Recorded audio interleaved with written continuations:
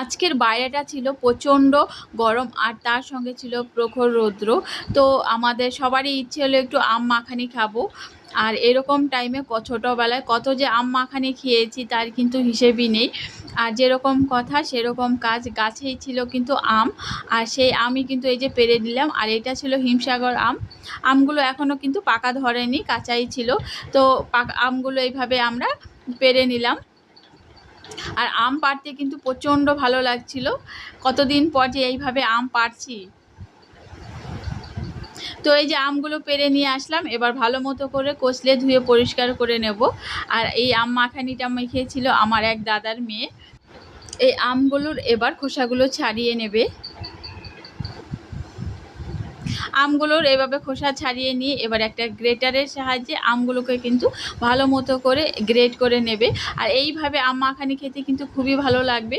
আর তার সঙ্গে ছিল একটু গন্ধরাজ লেবু পাতা, কাঁচা লঙ্কা আর বিট লবণ। আর সঙ্গে অবশ্যই একটু চিনি তো অবশ্যই দিতে হবে, তা না হলে এত টক আম কিন্তু খাওয়াই যাবে না।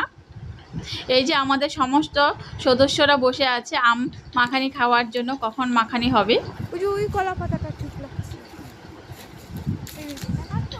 এটা না। তো আজকে কিন্তু ডিসাইড হলো আম মাখানি কোনো বাটি থালায় খাওয়া হবে না, একদম ডাইরেক্ট কলা পাতায় খাওয়া হবে। আর এই কলা পাতায় আম মাখানি খাওয়ার স্বাদ কিন্তু দ্বিগুণ বেড়ে যায়। ছোটোবেলায় কিন্তু এইভাবে আমরা আম মাখানি খেয়েছি, গাছের তলায় বসেই কিন্তু আম পেড়ে তাকে মাখিয়ে কিন্তু এভাবে কলা পাতায় আমরা অনেক খেয়েছি।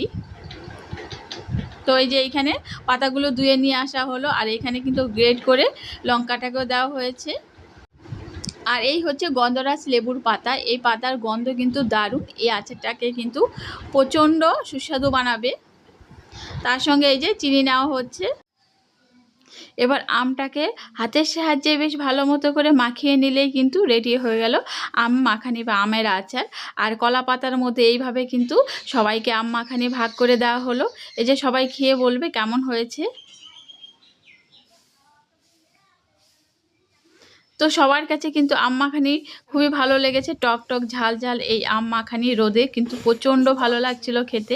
খুব ভালো হয়েছে। লেবু পাতা, গন্ধরাজ লেবু পাতা, কাঁচা লঙ্কা, বিট লবণ। আর এই হচ্ছে আমাদের বাড়ির একদম ক্ষুদে সদস্য, সেও কিন্তু আম আর করম চা দুটোই খাচ্ছিল। আর তার কাছে কিন্তু একটু টকটা বেশি লাগছিল। আর তোমাদের কার কার এরকম টক ঝাল মিষ্টি আম মাখানো খেতে ইচ্ছে করছে অবশ্যই কমেন্ট করবে।